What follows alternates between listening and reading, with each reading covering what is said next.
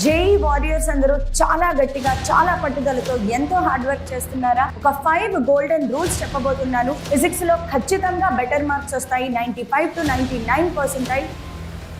Physics లో problems ని concept తో కనెక్ట్ చేసేటప్పుడు అసలు ప్రాబ్లం ఎలా స్టార్ట్ చేయాలి, ఎక్కడి నుంచి స్టార్ట్ చేయాలి, 100% మీ రిజల్ట్స్ జనవరికి వెళ్ళేటప్పటికి మీ పొటెన్షియల్ 12 క్వశ్చన్స్ నుంచి rule number 1, rule number 2, rule number 3, rule number 4, rule number 5, the most important.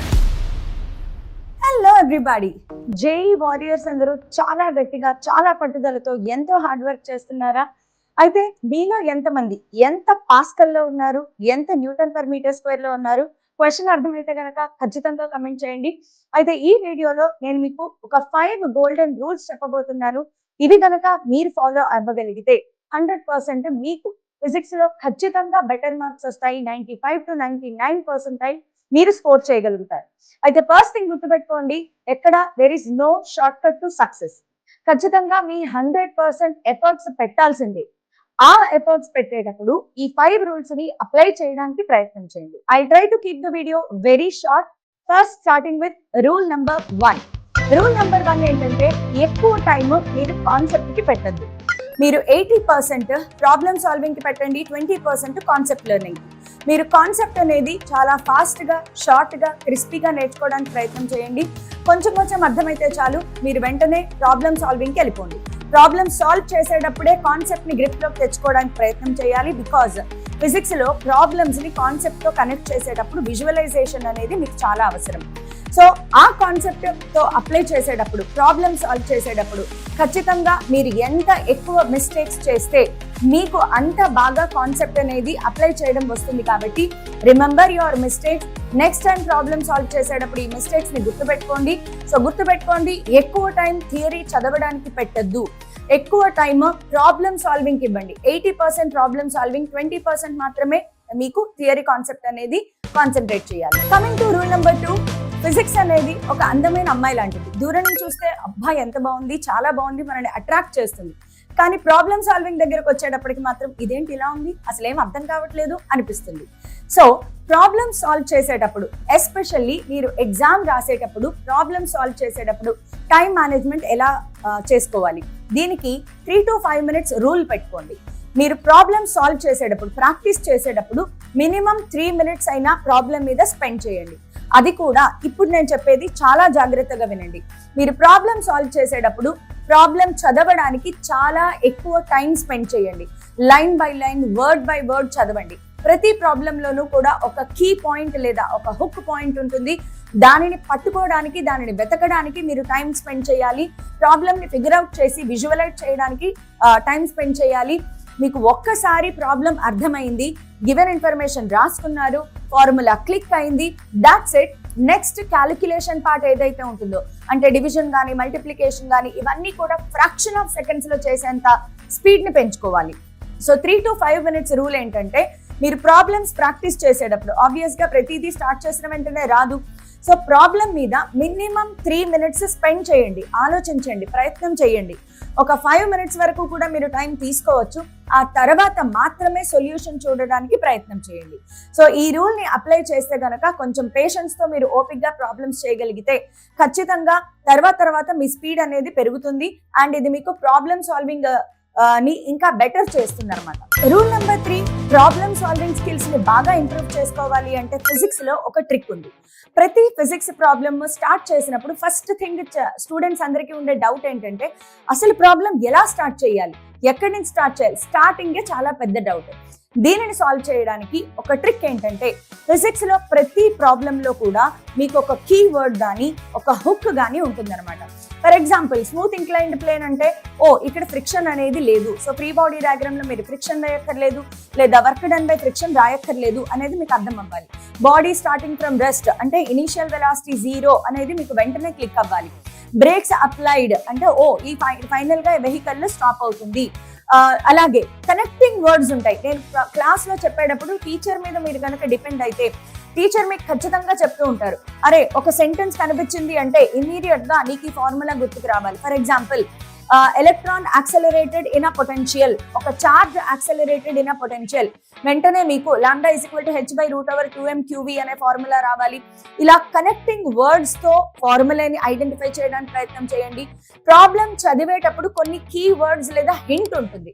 For example, as soon as the switch is turned on అంటే at time t = 0 అనేది నీకు వెలగాలి. ఇది మనము LR circuit, CR circuit, LC circuit ని analysis చేసేటప్పుడు వాడచ్చు. ఇలాగా ప్రతి ప్రాబ్లమ్ లో కూడా the body is coming in opposite direction అంటే ఇక్కడ మైనస్ సింబల్ పెట్టుకోవాలి. ఎస్పెషల్లీ కాన్వెక్స్ లెన్స్ అయితే focal length positive, convex lens focal length negative, object distance negative. Ray optics లో మనకి ఈ సైన్ కన్వెన్షన్స్. సో ఇవన్నీ కూడా నీకు ప్రాబ్లం చదివేటప్పుడే మైండ్ లో క్లిక్ అవ్వాలి. సో ప్రాబ్లం చదివేటప్పుడు ఎలా స్టార్ట్ చేయాలి అంటే ప్రతి ప్రాబ్లంలోనూ నీకు ఒక కీవర్డ్ లేదా ఒక హుక్ వర్డ్ ఉంటుంది. దానిని పట్టుకుని అక్కడి నుంచే నీ ప్రాబ్లం సాల్వ్ చేయడానికి ప్రయత్నం చేయండి. Coming to rule number 4, do micro revision before starting a chapter. నువ్వు ఒక షెడ్యూల్ వేసుకున్నావు, ఈ రోజు ఈ చాప్టర్స్ నేను ఫినిష్ చేయాలి అనుకున్నప్పుడు, ఫర్ ఎగ్జాంపుల్ మీరు మోషన్ అండ్ స్ట్రైట్ లైన్ నుంచి స్టార్ట్ చేశారు, కైనమెటిక్స్ 1D 2D ఈ రోజు నేను ఫినిష్ చేయాలి అనుకుంటే జస్ట్ ఆ చాప్టర్ స్టార్ట్ చేయడానికి ముందు మీరు ఎవరిదైనా హ్యాండ్ రిటన్ నోట్స్ కానీ ఫార్ములా నోట్స్ కానీ పక్కన పెట్టుకోండి. ఆ హ్యాండ్ రిటన్ నోట్స్ లో ఏమేమి పాయింట్స్ ఇచ్చారు లేదా నీ own handwritten notes, shortcut formula notes పక్కన పెట్టుకుని జస్ట్ ఫార్ములా చూసుకుంటూ రైటింగ్ ప్రాక్టీస్ చేయండి. చదవడం కన్నా రైటింగ్ ప్రాక్టీస్ కి ఎక్కువ వాల్యూ ఇవ్వండి. ఫార్ములా చూడడం, ఫాస్ట్ గా రాసుకుంటూ వెళ్ళిపోవడం. సో కంటెంట్ అండ్ ఫార్ములాని మైక్రో రివిజన్ చేయండి. ఇప్పుడు మీకు 6 గంటలు 7 గంటలు 8 గంటల పాటు క్లాస్ విని ఆ తర్వాత ప్రాక్టీస్ చేసేంత టైం ఉండకపోవచ్చు. ఎవరైనా ఆల్రెడీ నా 80% రివిజన్ కంప్లీట్ అయిపోయింది అనుకున్న వాళ్ళు ఖచ్చితంగా రూల్ నెంబర్ 4 ప్రాక్టీస్ చేయాలి. ప్రతి కంటెంట్ ప్రాబ్లమ్ సాల్వ్ చేసే ముందు ఒక మైక్రో రివిజన్ చేయండి. ఆ మైక్రో రివిజన్ లో కూడా ఫార్ములాని రాసి ప్రాక్టీస్ చేయండి. ఆ మైక్రో రివిజన్ అయిపోయిన తర్వాత నోట్స్ ని పక్కనే పెట్టుకోండి. దెన్ సాల్వ్ ప్రాబ్లమ్స్ రాకపోతే ఫార్ములా చూసి రాయండి. ఇక్కడ మోస్ట్ ఇంపార్టెంట్ థింగ్ మీరు గుర్తుపెట్టుకోవాల్సింది, TYQs కానీ ప్రాబ్లమ్స్ కానీ సాల్వ్ చేసేటప్పుడు డైరెక్ట్ ఫార్ములా రాయకుండా సబ్స్టిట్యూట్ చేయొద్దు. ప్రతిసారి సేమ్ ఫార్ములా రాయాల్సి వచ్చినా కూడా రిపీటెడ్ గా ఫార్ములా రాయండి. ఆ తర్వాత మాత్రమే సబ్స్టిట్యూషన్ చేయడానికి ప్రయత్నం చేయండి. ఇలా చేయడం వల్ల మీకు ఫార్ములా రాసి ప్రాక్టీస్ అవుతుంది, మెమరైజ్ కూడా అయిపోతుంది. Rule number 5, the most important, give mock test. December month వచ్చేసింది. డిసెంబర్ అండ్ జనవరిలో మీరు చేయాల్సింది complete part test and mock test కి వెళ్ళాలి. చాప్టర్ వైజ్ టెస్ట్లు అనేవి ఇంకా ఆపేసేయాలి. పార్ట్ టెస్ట్లకి వెళ్ళిపోవాలి లేదా ఫుల్ లెంత్ మాక్ టెస్ట్లకి వెళ్ళాలి.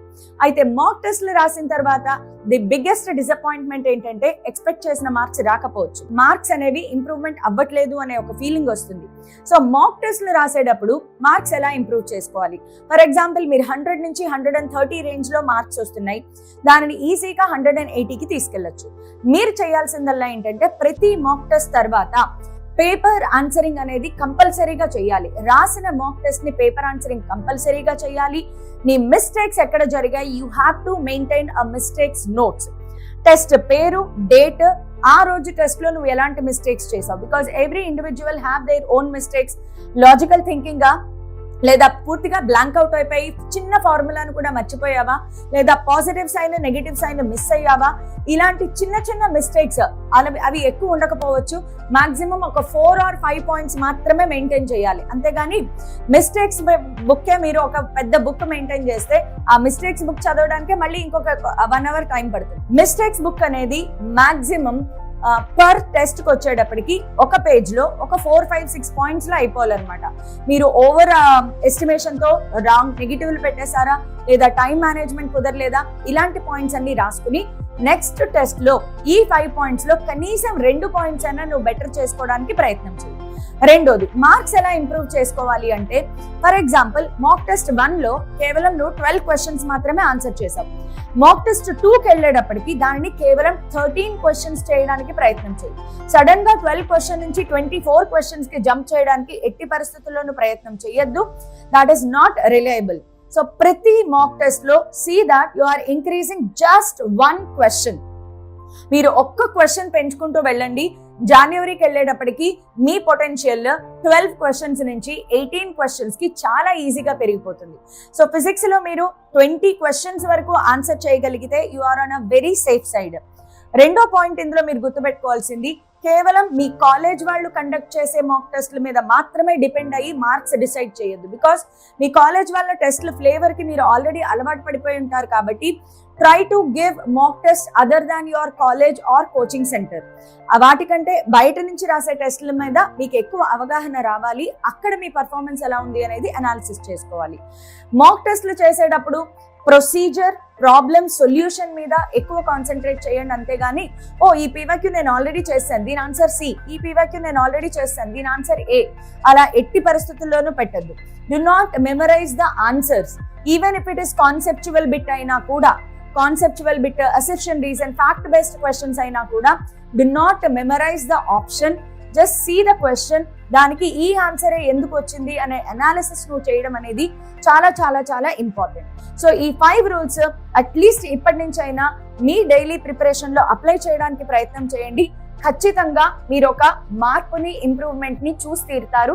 సిన్సియర్ గా, కన్సిస్టెన్సీతో, డిసిప్లిన్ తో హార్డ్ వర్క్ చేయండి. 100% మీ రిజల్ట్స్ బెటర్ అవుతాయి. So all the best to everybody.